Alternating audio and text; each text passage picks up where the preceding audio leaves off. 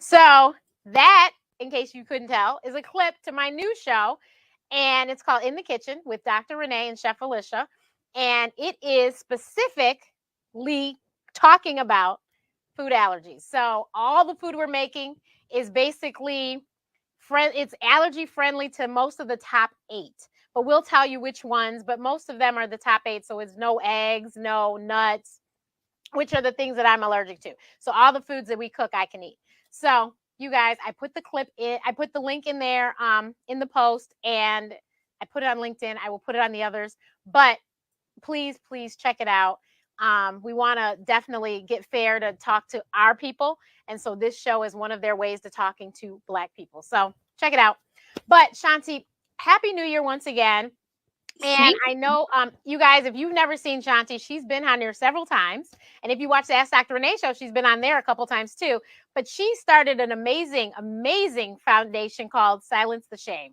Her nonprofit, they put in some serious work, but they really are trying to help us to silence the shame against mental illness. So can you please briefly tell everyone about Silence the Shame? And then you can tell them about some of the recent, because you've had some really big wins in 2021. So. Yeah, thank you. So it's an honor to be back on the show. What's up, everybody? And Dr. Renee, you know I love you dearly, and it's just good to see you virtually. I hope I'll be able to hug your neck in 2022 at some point. But I started Silence the Shame just as a movement back in 2015 is kind of when the idea came about. I went through my own suicidal ideation and emotional health and wellness challenges. And then we started the movement in 2016 with Nick Cannon, really just to kind of open up and normalize the conversation in communities of color.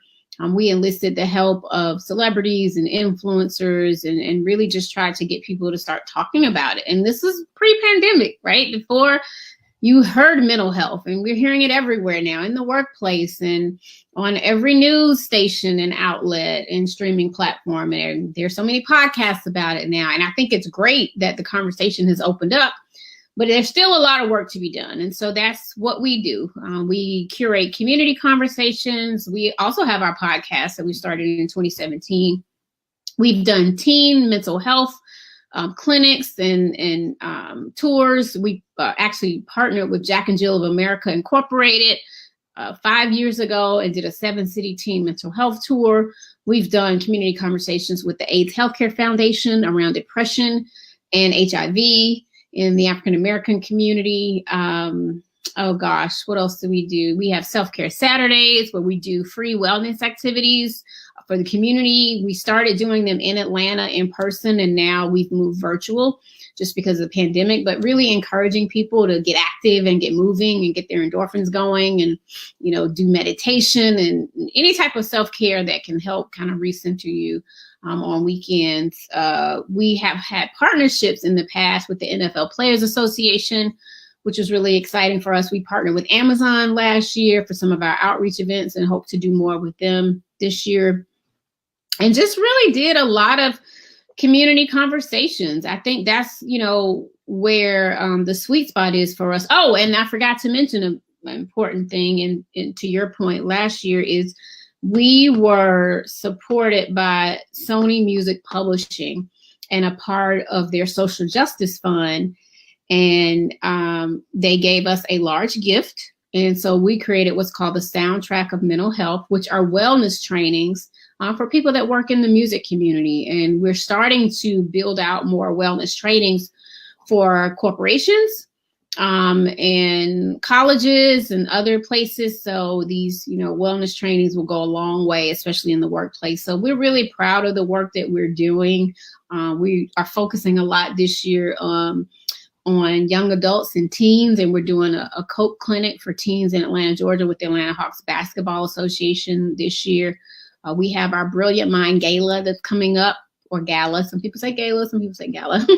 On May 14th, it's going to be in person this year, and Dallas Austin is our co-chair. So we're going to kind of bring together technology and mental health. So we're really excited about that and working on a very big partner that I can't announce yet, but we're working on it. Hopefully we'll be able to close the deal soon. So yeah, and the podcast continues and all types of really cool things that we're working on. So we're just grateful to be able to do this work as the world kind of opens up to talk about mental health even more. We just want to make sure that as people are talking about it, that's great, but are you actually getting the help? Are you taking those steps to go to counseling? Are you taking those steps to call a psychiatrist? So we're all talking about it, but are we really doing the work? Right, exactly. And I mean, in this, like you said, in the pandemic, people, it's just been heightened because so many people who never had any problems are all of a sudden like, oh my God, I haven't seen anyone, I haven't talked to anyone, I haven't hugged anyone. And they're realizing that it's taking a toll on their mental health. All of this, isolation that we've had to do to stay safe, or you're losing so many loved ones because of the pandemic, because of COVID, that you just don't know what to do, and you can't properly grieve their loss because maybe you can't attend the funeral because of COVID, just all sorts of things. So I know one thing that you do that I think is so cool is that you do clinics to help people to understand what is going on and maybe be able to see what is, maybe to be able to tell maybe something is happening to my child or something. So if there's a parent out there, what are some small tips you could give them, because some kids unfortunately have had to go back to school on the computer, this third week in January. And now I know in Detroit, they extended it to possibly even being February 1st. I hate to say. Wow. Okay. So, what do you say to them? Because they were just getting out there and now they're back at home. And, I know a lot of parents are lost and confused. And then unfortunately, I know the numbers, but the suicide rates for Black children have went up.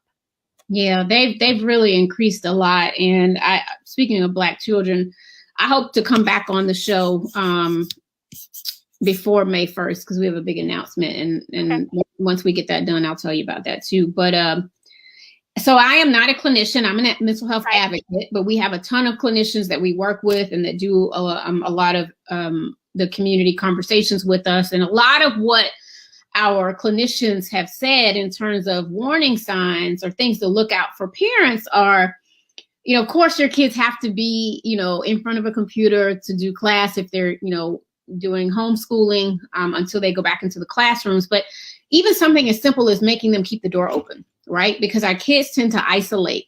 And if they say, okay, mom, I just need to close the door so I can hear myself, for school. Okay, after that hour or two, they got to open the door some, right?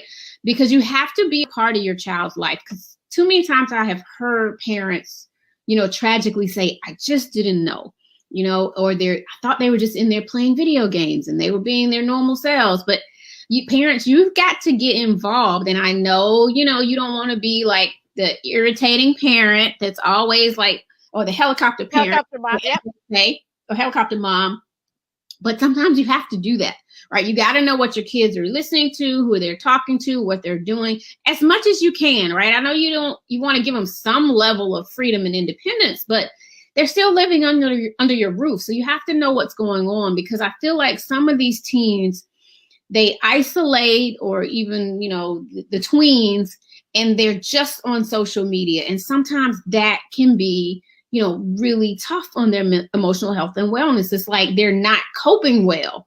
And if they're being bullied and they're constantly looking at these images and not dealing with it, sometimes you may need to take that phone away from them. Also, the other thing is, like, if they're in their rooms constantly, make them come downstairs for dinner. They have to lunch, dinner, some breakfast. They have to be able to have that time, or that family time around the table or what have you, so that they can learn also those interpersonal skills. So many of our kids now, they lack the communication skills, which that can also lead to challenges of social anxiety and different things. If they're in a setting, or heaven forbid, they grow up and get an interview, they don't even know or have the skill sets, to be able to actually carry out a great interview. And so that can lead to emotional health and wellness challenges. So you got to be in your kids' lives. You need to recognize also if they are withdrawing from their friends. So if you know a little bit about their social calendar and that they suddenly just started canceling all activities, or they don't want to, participate in band anymore, or they don't want to cheer anymore, or they don't want to, engage in sports anymore. Something might be going on. And so that's not to say something is always wrong, but you need to ask the questions why. Super important. So again, in this day and age and what we're experiencing, like you said, we see the numbers. We know the rates of suicide are increasing.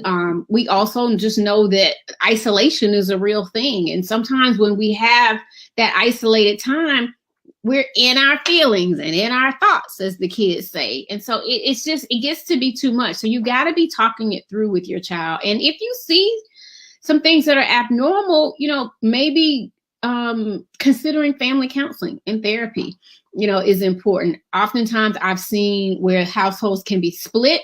Maybe the mother might be in support of therapy and the father is just like, no, my child doesn't need therapy. Nothing is wrong with them. Then, that's something tough, but you got to figure out with your mate and your spouse and your partner, how you come to an agreement or happy medium, or even talking to, the school counselor, right? And maybe getting them involved and getting engaged, or if they are on a cheering squad, talking to the head of the cheerleaders or talking to the coaches, for the football or basketball team or baseball. You got to be including everybody that's kind of like in that village, if you will, around your child, so they can know what's going on, and asking them if they see any things that are different. Because sometimes what kids won't tell the parents, they will tell the auntie, or because I know I'm super aunt, so sometimes I'll get more information before, a parent will get it. So I just say all that to say, parents, stay engaged. Be nosy if you have to. If you see something is wrong, if the child is not eating, they're withdrawing, if you see something on their arm, like they cut themselves, cutting is actually a thing with young kids now. And sometimes that's how they express the anxiety or the frustration or the depression. They might cut themselves. So sometimes you might have to be like, okay, strip down. Let me see. If you see them acting weird, see if they're cutting themselves. It's not, I know you don't want to invade their privacy, but you are their parents. And until they are, over 18 and out of the house, you have that right, to ask them because you love them. But I will say there are ways to do it. You don't have to be so authoritative, try to find a common ground. I'm not asking you to be their friend, because I know you still have to make sure that parent-child hierarchy, if you will, is still there.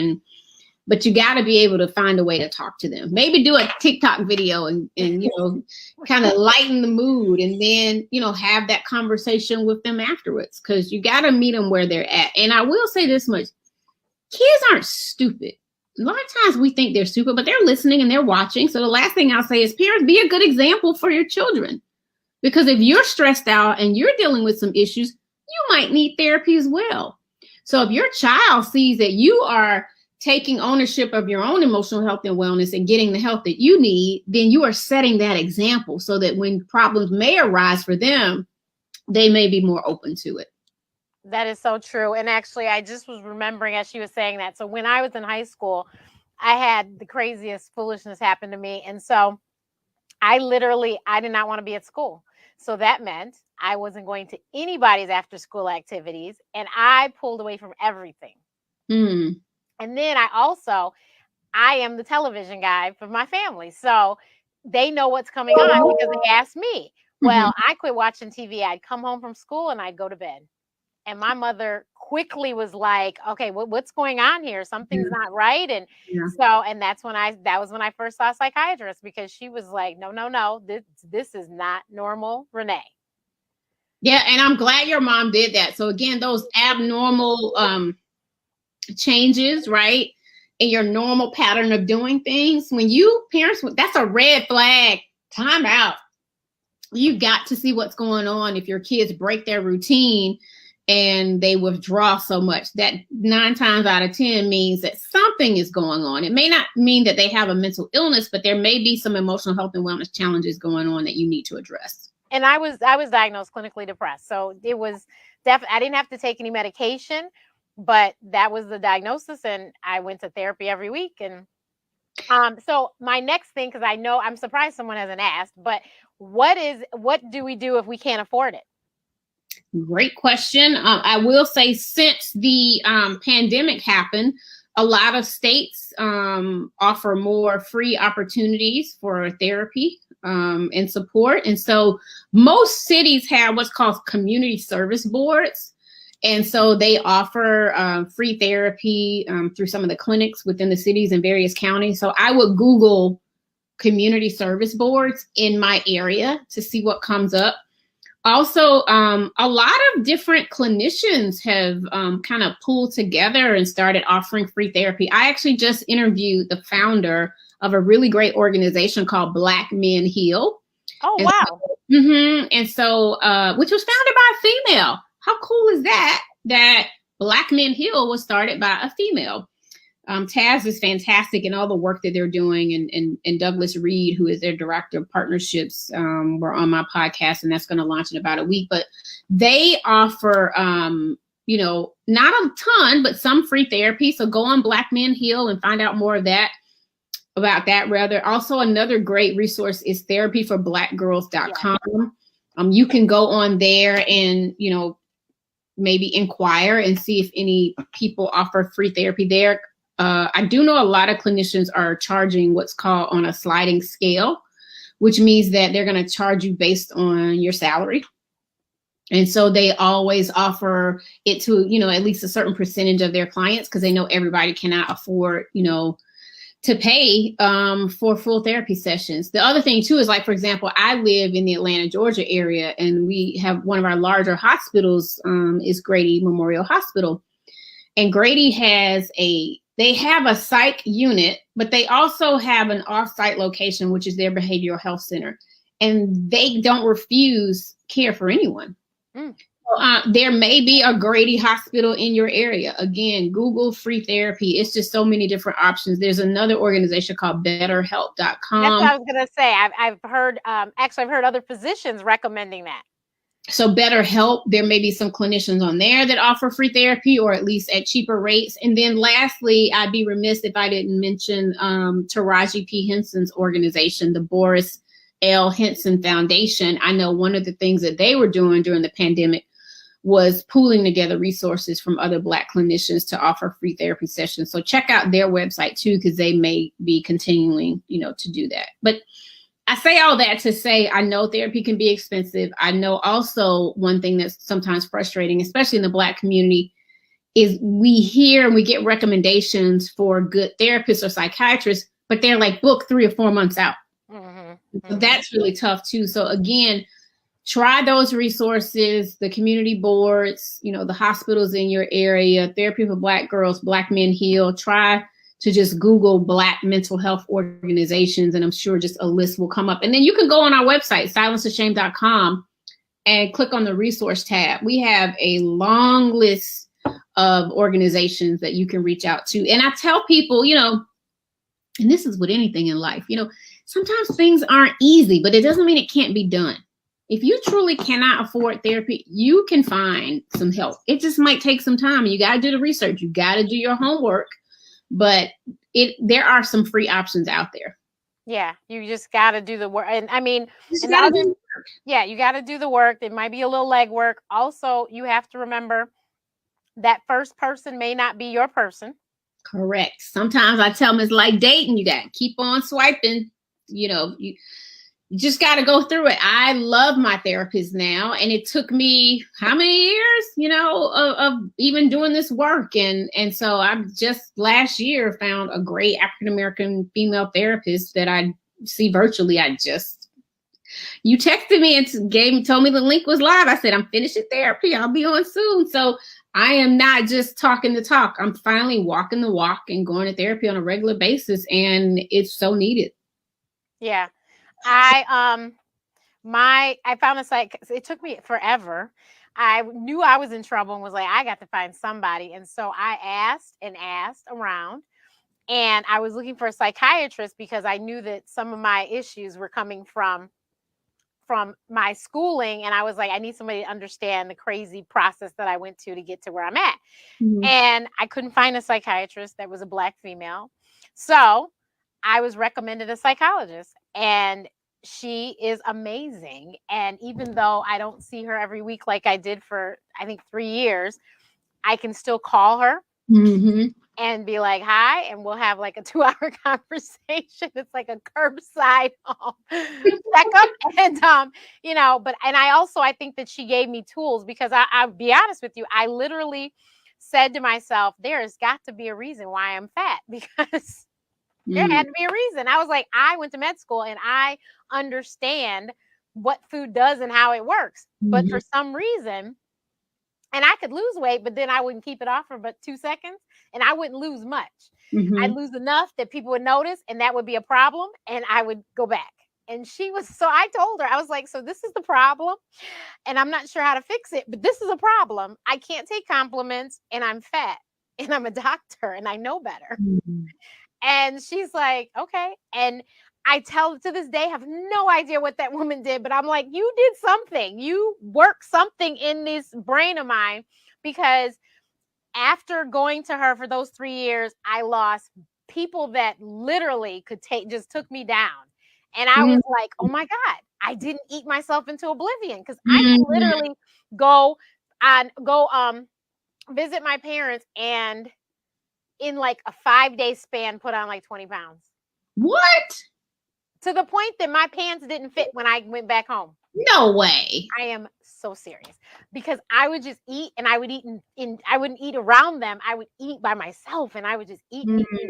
And so I was just in a lot of pain, apparently. I didn't realize. So I was going to say, you were eating though for a reason. You were using that food as a crutch. Right. So like I said, I don't know what hot conversations did, but that woman, I remember the first time that I got under 200 pounds. It was October of 2017. I called her and said, you fixed me. You fixed me. You fixed me. I don't know how you did it, but you did it, because 2017 is the same year. And Shanti knows me, so she knows my cousin died. My cousin was 37 when he died, and he was basically my brother. Like, that was the only boy that was my guy.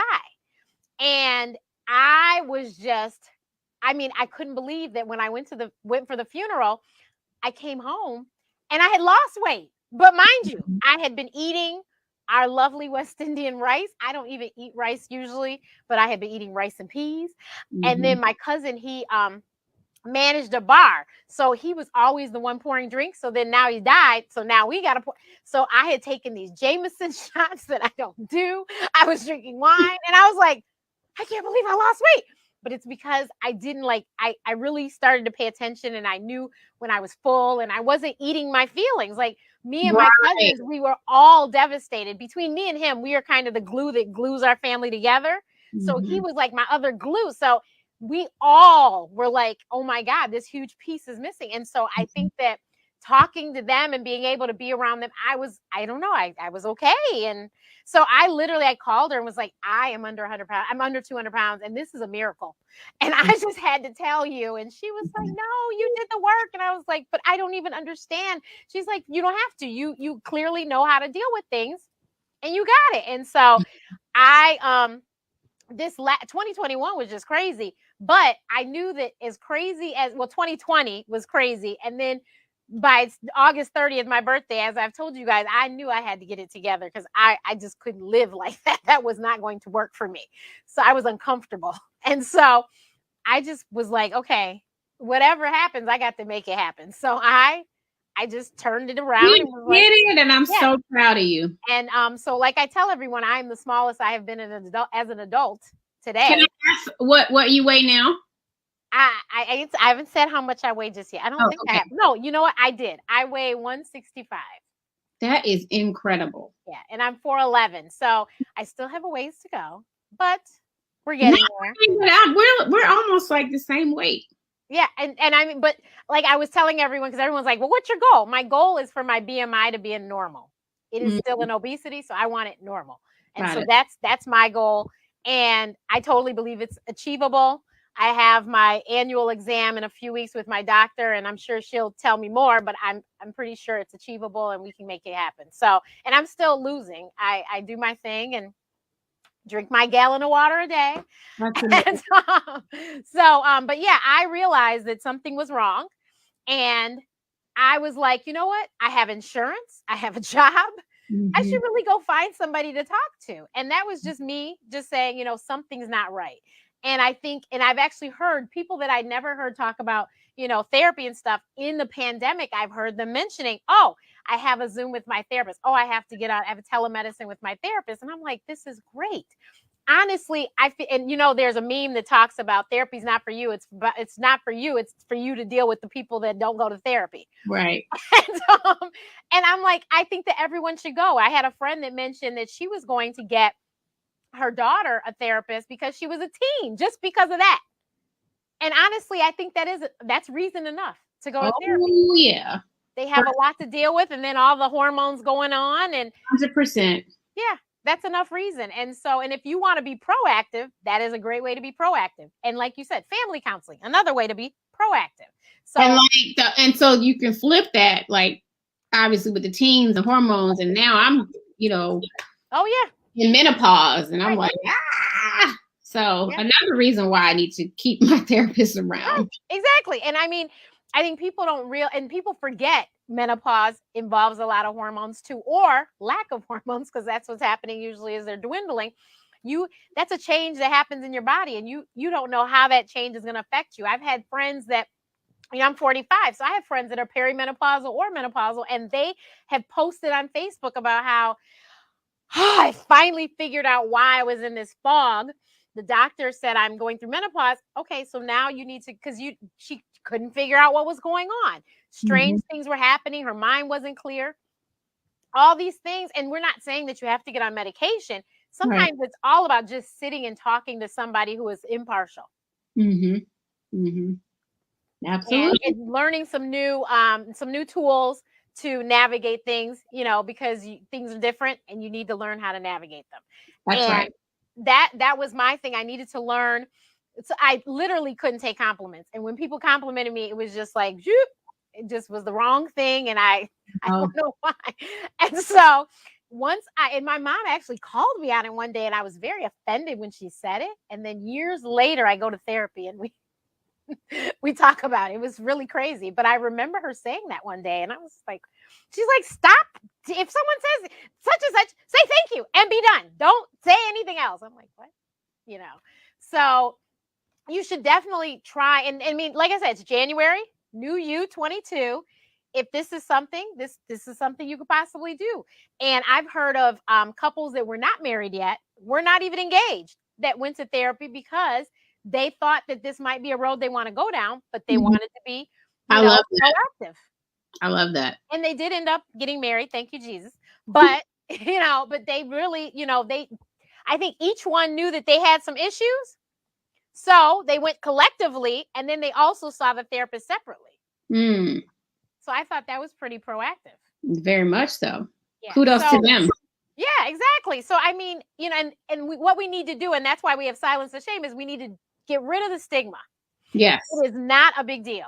And let it go. Everybody's dealing with something. Exactly. And the other line is, oh, white people go to therapy. Yeah. No. Black people need to too. I mean, for Pete's sake, look at all we've been through, right? And I think we're finally starting to kind of dispel that, which is good. We're seeing more and more people of color and Black folks going to therapy. But, still obviously a lot more work to be done. But I am glad that door is opening now and people are walking through it. And we also need to remember that the pastor, the bishop, whomever is the head of your church is just that, the head of your church. They are not necessarily, now some of them, do have a day job of doing something. They're not necessarily a licensed mental health professional.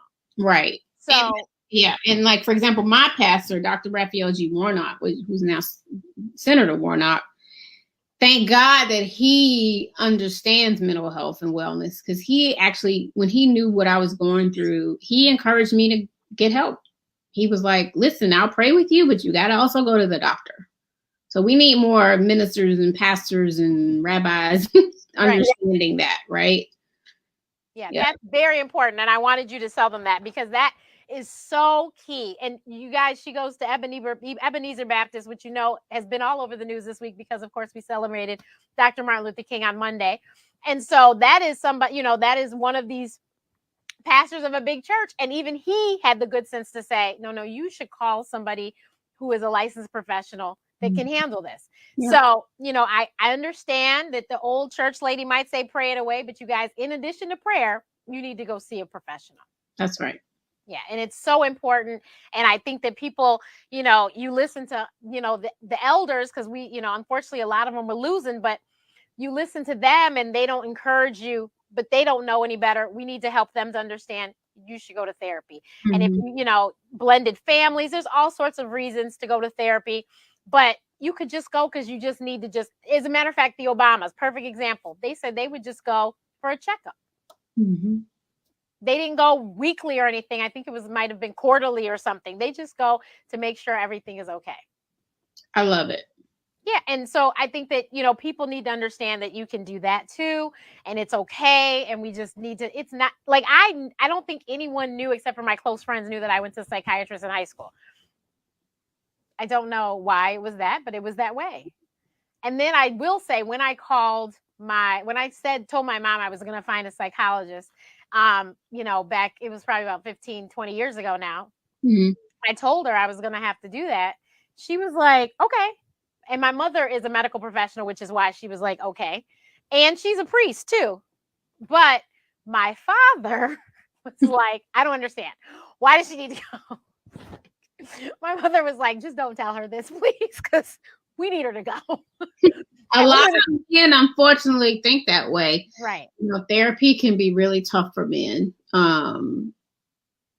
traditionally or historically, if you will, in our community. Yeah. We're seeing a shift in that narrative as well. But I think, once again, it's still a lot of men that has that antiquated way of thinking that, and especially when it comes to their boys, they just need to toughen up and nothing's wrong with my boy and we don't need to see no shrink. And I'm like, oh my gosh, like, come on, guys. We got to be. You never know. He could be being bullied and he just doesn't want to share with you because you're the Or he could have had some unresolved trauma that he has not dealt with from his childhood. So we just don't know, because oftentimes, and I'll say this again to the parents, when we see our boys or girls acting out, being really irritable, angry, projecting their anger on others, oftentimes it's a result of some sort of trauma that is unresolved.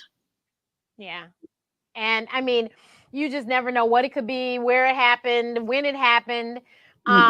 And so don't blame yourself, but just make sure that you get them help so that they can work through that, so that they don't become adults that have, even bigger issues. And, there's a friend of mine on Facebook that's talked about, as a couple, actually, they've talked about their parents, and because they're adults now, they've just pulled away from them. But they unfortunately grew up with these people who were so, basically vile. I hate to say, just horrible to them, but clearly something happened in their life that they never dealt with. Right. And now you just, you didn't know how to raise your children and you put this all on them too. So just be very mindful. We should definitely, like I said, it's a new year. Let's all say, okay, let's figure this out and let's go to therapy. You'd be amazed what could happen. You could have a change and you could have a whole new child. What you thought was just them being a teenager could be something was wrong. And now they are the most pleasant person to deal with. You just never know. But you should definitely try. And like we said, you got to put in a little work to find avenues to get it, paid for. But the avenues are out there. And then now that the pandemic has happened and a lot of institutions have understand that we don't have to be in person, that breaks down a whole lot, because now you could go see a therapist in California, even if you're in New York. Right. Because of the internet. You know? So don't let anything be a barrier to you getting the help that you need. 100%. And I just want to tell people and make sure they understand, like, a therapist's role is not to quote unquote fix you, right, per se. You got to understand that a therapist is going to give you the tools so you can fix yourself. Like Iyanla said, her show was Fix My Life, but she was like, I'm going to help you to do your work. Right. Yeah. Because you're going to have to do some work. You're going to have to do some homework. You're going to have to, figure out some things. Like every week she would say, okay, well, when you go home this week, and actually she was really good. She did not, we didn't talk about food for like the first 4 visits. And then she's like, I need you to write down what you eat. And I need you to write down how you feel when you eat it. And so then we started peeling back the layers, and there we got. But, you know, it was just, she really gave me tools in dealing with everyday life. So no matter what upsets me or whatever, I am not going to go eat myself out of it. Right. Yeah. And so that's what, and that, like I said, that was my issue. Everyone's issue. Everyone else has, you know, something else maybe, but that was my problem. And it's very important that you can figure out what you, sometimes you don't know what the problem is until you sit down. So definitely take the time. And I mean, I can't tell you how many of my friends that are doctors that have therapists and psychiatrists. So I'm telling you, there's, please, please, please go get help before it's too late. It's so sad. You know, to hear, like, I remember the pandemic, one of the first suicides I heard about was a young Black girl. Come to find out, it was the niece of somebody I personally knew. And she was 15 in California. And talking about, we talked a lot about that. Yeah. And I think that I think that she was overwhelmed with the whole, you know, shutting down, and she was worried. Her mother was a single parent. And I think maybe she was worried about, you know, how things were going to go because she couldn't work or something. I don't know. It was just so sad, but we don't want any more. No, not at all. And I just want to go back to what you just said about your therapist having a therapist. And that's kind of like a running joke. Like, you know, in the community, I hear certain business associates and clinicians say, yeah, you better want your therapist to have a therapist because, you know, they're human too. And so we have a podcast. One of our episodes is called Does Your Therapist Have a Therapist? And we talk just about that. You can find that on, you know, the Silence to Shame podcast on iTunes, Apple, Google Play, and Spotify, SoundCloud. Yeah, so definitely check it out. Excellent podcast. I've listened to it myself. And you guys, please, please, please do the research. Go to silencetheshame.com. Start there for some resources and start, because the other thing is we actually both know there are men that are now that are professionals also, mental health professionals. So if that's what you need for your son or your husband or your grandfather, your father, whatever, there you go. They're out there. It is, yeah. And a couple other good organizations, obviously NAMI, the National Alliance on Mental Illness. You can go to NAMI.org. Mental Health America is another great one. It's just so many of them, but they're all listed on our site. Yeah, so definitely please go check them out, you guys. And what can we do to support Silence the Shame? So we are still, you know, a small organization trying to raise funds. You guys can support us if you want to make a donation. No donation is too small. You can text the word silence to 707070 or visit our website, silencetheshame.com. Also, keep in mind May 5th, which is National Silence to Shame Day. We want you all posting and talking about your mental health. We're about to launch a new storytelling campaign that's going to take us through the month of May. So, you know, check back on our site for that, and follow us on social media at Silence the Shame on Instagram, at Silence TH Shame on Facebook and Twitter. And soon we're going to have a TikTok. Finally, we're going to have a TikTok page. Really hoping that we can break some barriers with folks on TikTok and help to continue to erase stigma. So we have a lot of good things in store for New You in 22.